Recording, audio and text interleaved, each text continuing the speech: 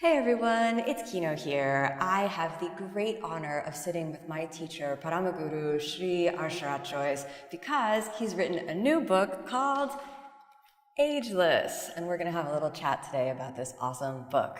Sharathji, thank you so much. It is such an honor. It's an honor to be here, an honor to be your student, and an honor to share this amazing book. Thank you. Yeah. So maybe we can get started with the title of the book. So the book is called Ageless. Where did you come up with the title for the book? It just came up. My co-writer also suggested this, and it is when we practice yoga,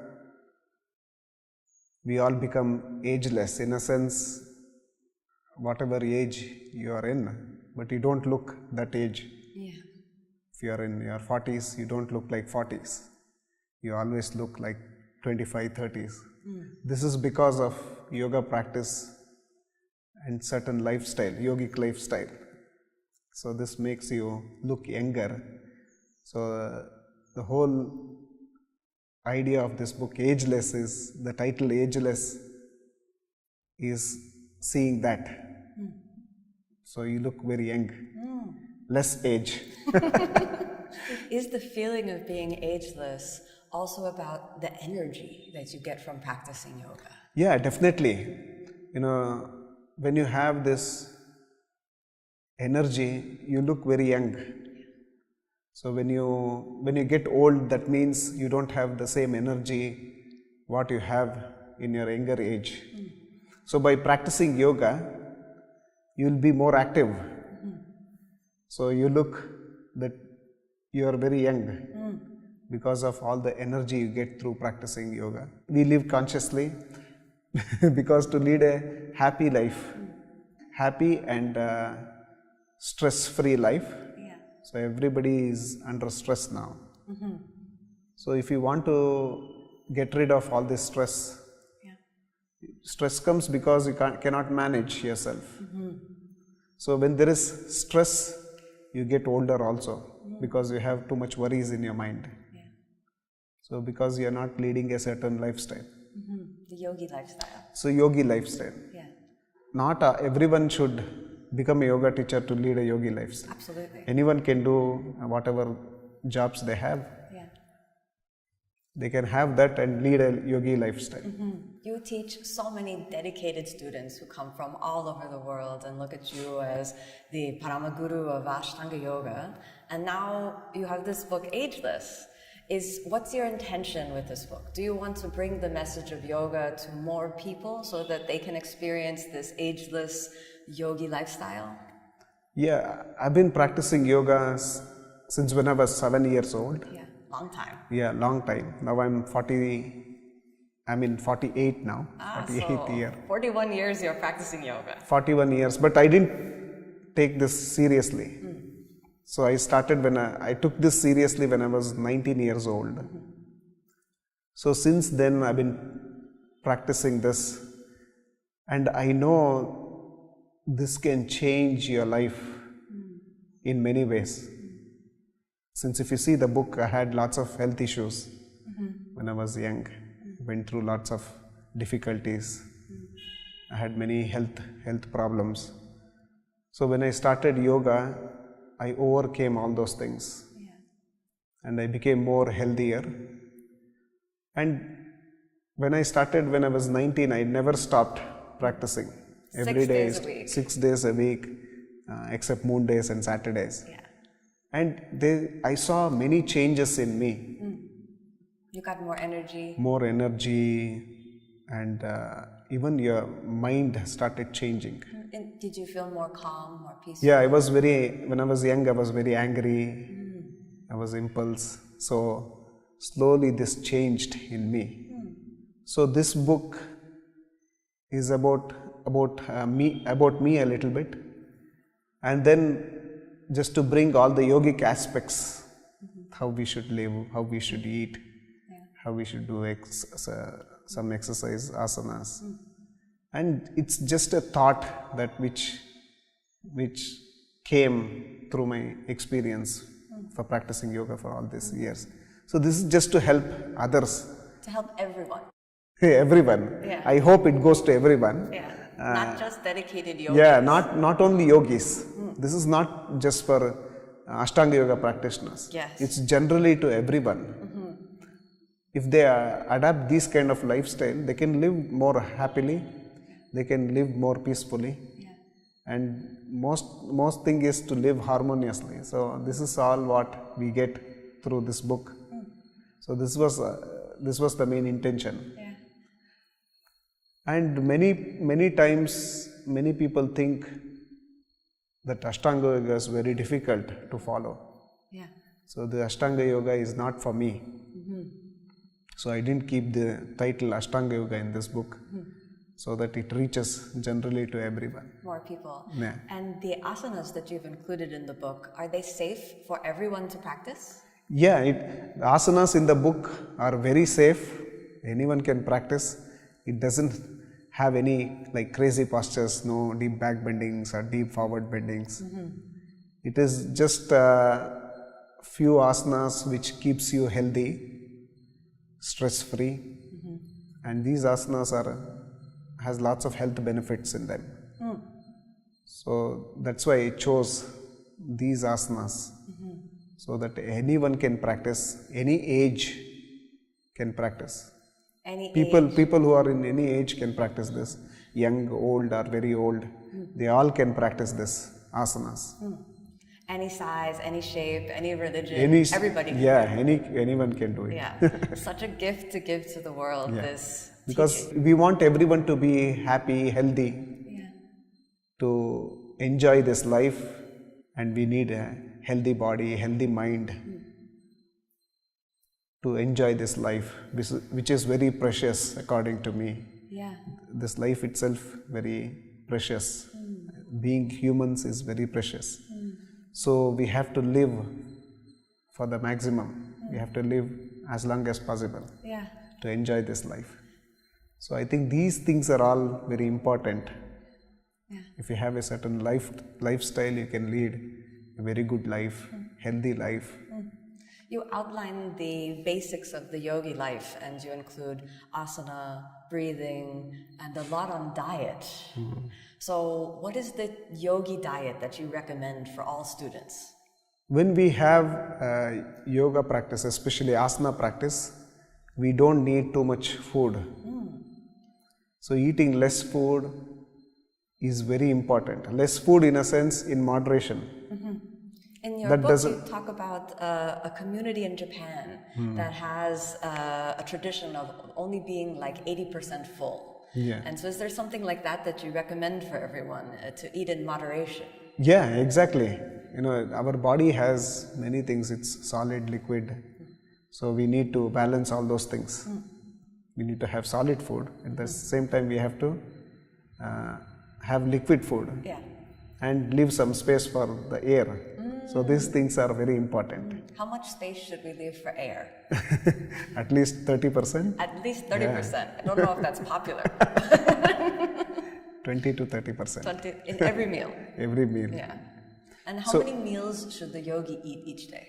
Yogis always eat 2 meals. 2 meals. One big meal is very important, which has lots of nutrition in that. And when's the biggest meal?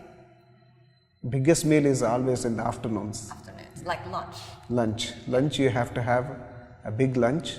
At night times you have to have a very small portion. Always practice should be in empty stomach. How come? What's the importance of that?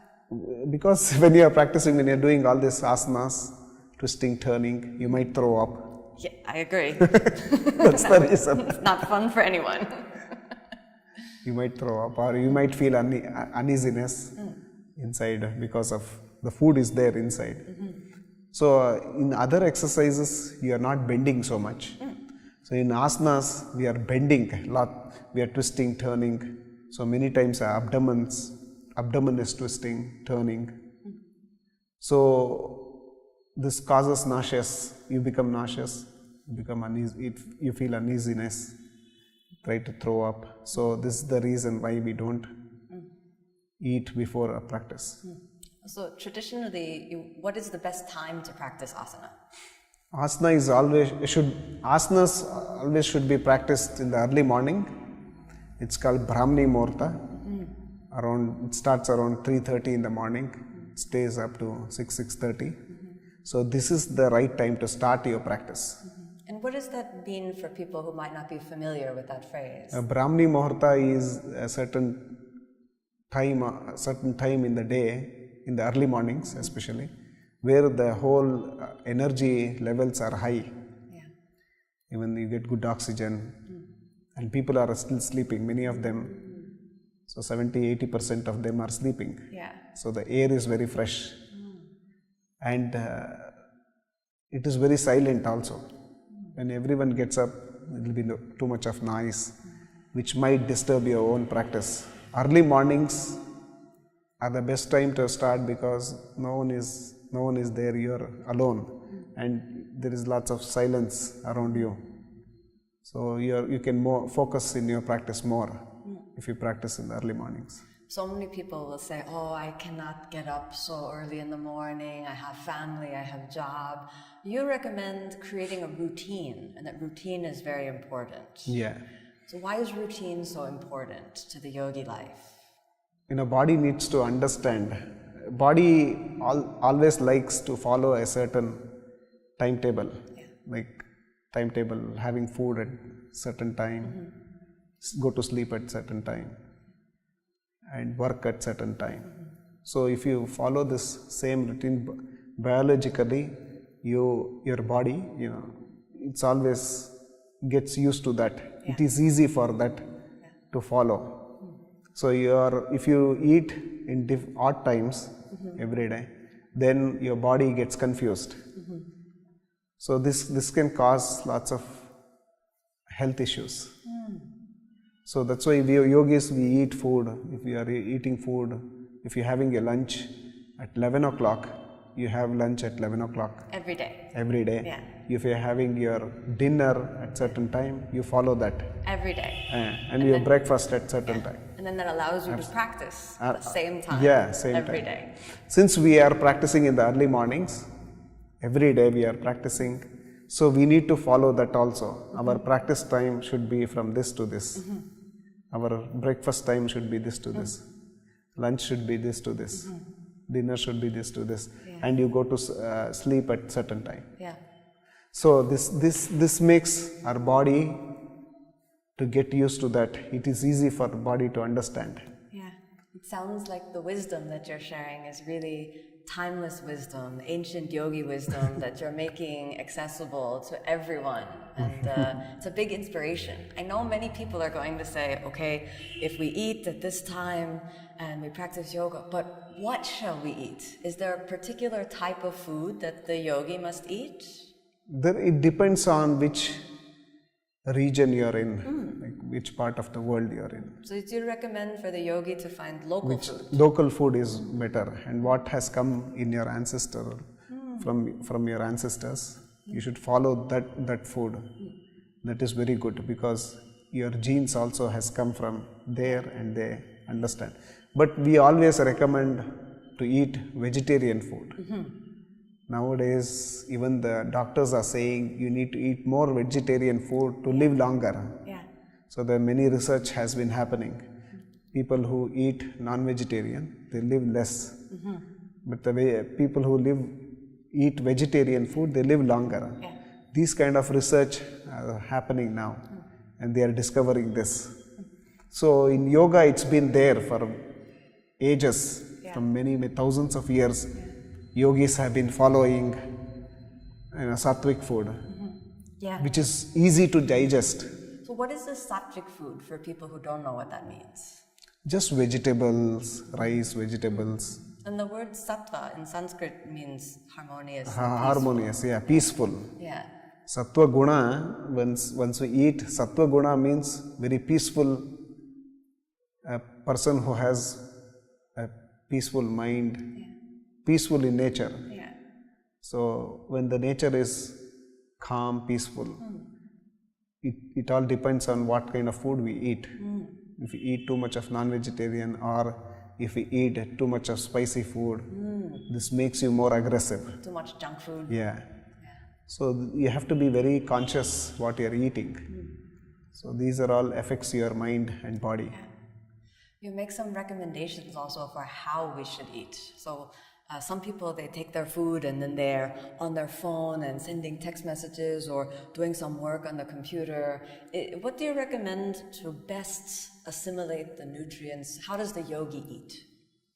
I mean, we now, we have so many gadgets now in the modern days, everyone is busy in their gadgets. Yeah. And they are not conscious in what they're eating, how they're eating. If they're eating food which is nourishes to this body. So they just whatever you give they eat. So in the olden days, everyone used to cook their own food, or the family, someone used to cook for them, mother or wife, cook the food, and they all used to eat together without any other disturbances, without any gadgets or anything. Yeah. Then there were no gadgets. They lived longer then. Yeah. So it was, eating together is also very important in family. We get lost when we are eating and we are looking at our phone, we get lost. Yeah. So we can't enjoy our food. It's very important to enjoy your food when you're eating. You should relish your food as well. So this is one thing which is very important. I really like that idea, to really enjoy and savor every ounce that we eat. I've heard you also say that we should relish and really enjoy our practice as well. And one element that helps people enjoy their practice is the breath. And you have written a lot about the importance of deep breathing. So what are some recommendations for everybody reading the book that you can share about the breath? How important is the breath? Are there breathing techniques that everybody can do? In the book, we have told few breathing techniques. The longer you breathe, the longer the breath is, the inhalation and exhalation, the longer you live. In yogic practice, we say each person breathes 21,600 times a day, consciously or unconsciously. It's just happening. So if you lengthen your breath, the number comes down. You can expand your life. That's what pranayama means. Pranayama means to drag your prana. So by dragging that, you can live little extra years. By slowing down the breath. Yeah, slowing down the breath. And air is very important. The inhalation, the prana is very important to digest the food, allow the blood to circulate inside your body. So when we breathe consciously, when we inhale consciously, then we can purify the nervous system, you can activate the Jatragni, which is the digestive organs. Yeah. We can do all this by taking inhalation, exhalation consciously. Yeah. And this is something everybody can do. Everyone can work with the breath. They don't need to put their legs behind their head or do a crazy back bend. If they're feeling they want to take some health benefit from the practice, some simple poses, deep breathing, like all of the things you've outlined, this can really help them. Now for me, yoga is my life. Yeah. So whatever I am, this is because of yoga. And for me, that's the life. I want to discover, more asanas, go deeper in yogic practice. Not everyone needs this. If everyone has their own jobs, they have their own commitments. So in that commitment, they need to fit yoga somewhere. Yeah. So they need to fit a practice which keeps them calm, which keeps them healthy, which keeps them stress-free. So you need to accommodate that in your lifestyle. You don't have to be a full-fledged yoga teacher or yoga master, yoga practitioner. Yeah. So while doing this book, this was the idea. We give few postures and few diet and few breathing techniques and little changes in their lifestyle, which makes them really happy. Which makes them to maintain health and stress-free and to enjoy this life more. I absolutely love it. And I love the ending of the book where you encourage all of the practitioners that have experienced these benefits not to keep it within themselves, but to carry the notion of seva, to start to give back. And you mentioned that in the book that one of the ways that you do seva is through the act of sharing this teaching of yoga from guru to shisha. And I want to thank you for that. Because of your seva, thousands and thousands of people all over the world are taking benefit of this practice. So now people call you the Paramaguru of Ashtanga Yoga. Where did this title come from? Paramaguru means it comes who follows a parampara. Parampara, for people who don't know, means the succession. Parampara it's not succession, it's like following a certain lineage. And through that doing around sadhana, through that lineage, and trying to teach this to others. This is a seva, giving to everyone to lead a good life, a healthy life. So like that, this name came, and this was honored by few yoga institutions. Here in India? Yeah, in India. They invited me, they said, you are following this parampara, you are carrying on the knowledge, the ancient knowledge which has come from many, many generations. Yeah. So you are following that and you are preaching that to your students. So this is very important, important for us, because it's already, the yoga is, the ancient practice has already extinct. It's not there. Everyone is changing their own practice. And there is lots of changes which has happened in the past. So this is the only institution, and this is only me which is putting that ancient knowledge to many people. So they recognized this. They said, this is the title I think you should use. We honor you with this title. Yeah. So that is how it came. It's not that I made up it. Oh yeah. It just came like that. Yeah. Paramaguru means who follows a parampara, who stick to that parampara. Yeah. And you are so dedicated to the lineage.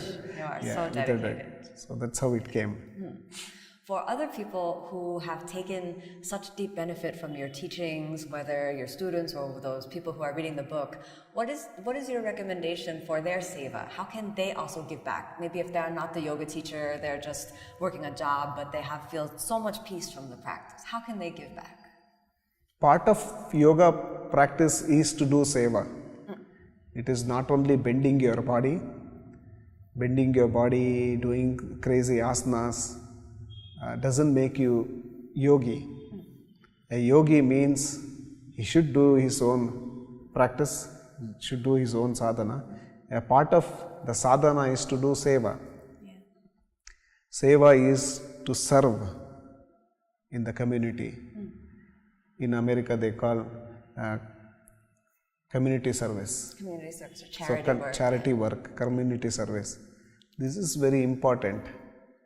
So in whatever way you can, if you are a rich person, you can give your seva as donating some money. Or if you don't have anything, you can just go and do in whatever way you can go and do seva. You can donate your time. You donate your time, donate your energy. So this is also seva. So you need to do that. You need to keep that. If you are working 6 days, one day, just half day, whenever you are off from your work, go and do some kind of seva. Yeah. The community service. This is very good. It makes your mind very fresh. You interact with so many people who are in difficulties. Yeah. So you uplift them, uphold them, support them, whichever way you can. So this is also very important. This also brings good karma in you. But once we do this seva, you shouldn't expect anything from that. This is another thing which we should always remember, that you should not expect anything from that seva. Yeah. And you don't need to advertise it either. Yeah, don't have to advertise it. Don't expect anything from that seva. Just a true selfless service. Would you say that this is the real purpose of the yoga practice, to lead you into a space where you can give in that way? Yes, definitely. That is what yoga means. If you are a yoga teacher, you should share it with everyone. Yeah. So we do lots of charity work. We do free yoga classes. Yeah. So that everyone should experience this knowledge. Yeah. So this is our seva. So like that, each one of us, each one of them have to have a seva in their own way. I love when you shared your seva for the earth about planting trees. Yeah. This is a really big service. So not only are you sharing the yoga with everyone, but you're also really doing good for the local earth and giving back to nature in this way. No, it is very important that we all should plant trees. If there are no trees, there is no oxygen. If there is no oxygen, there is no humans. Yeah. So our future is dependent on this, how much oxygen we get. Our children should get good oxygen. They should live a healthy life. Well, we just have one last thing to talk about, which is the last chapter of your book. I found it really personal, really inspiring. You talk about cultivating positive energy in the mind. So how do you recommend people cultivate this positive attitude? You said first thing in the morning, take practice, think positive thoughts, and how should people do this? How do you do this? If you follow this, whatever I have written in the book, Yeah. automatically the positive energy will generate inside you. So we always want to criticize people, we always want to see, I think first it should start from positive talking. So once you think positively and your speech is very positive, your day and your whole day will be very positive. Yeah. So you should start in the morning by thinking positive and then applying that is very important. Applying in a sense, we can apply through our talk, through our speech. So once we are doing speech, it's conversation with your wife or husband or children or your friend. Always try to talk positively. So that this energy will start generating over a period of time, and every day you'll get up with a positive energy. So the previous day is past. So you need to start a fresh and a positive day. So that day when you get up, you start it as positive. Yeah. So the past doesn't come again, but the present is very important. So present you need to make positive. So every day if you make like this, your life becomes positive, and you will influence others to be positive. Yeah. So this other people are always, many people like your friends or children or wife, everyone is observing you, how you work, how you talk. So if you talk positively, think positively, this will carry on to others also. And even they want to live. Oh, how he is living or she is living positively. I need to put this positivity in me, and I want to adapt this, and how I want to lead a positive life. So this kind of, there is always difficulty in life. There is sukha dukkha, we say. These two are the two phases of life. Sukha is happiness, and you have sorrow. So to balance both is very important. I mean, to stay calm at both the times is very important. To take both sukha and dukkha at the same level is very important. Yeah, such a great, wonderful teaching for everyone. We're so honored to have you share these teachings with us here in this video, and of course in your book, Ageless, and this is a really amazing teaching. Thank you for joining, everyone. You should go and buy this book if you haven't already. And Sharathji, thank you so much. It's been an honor.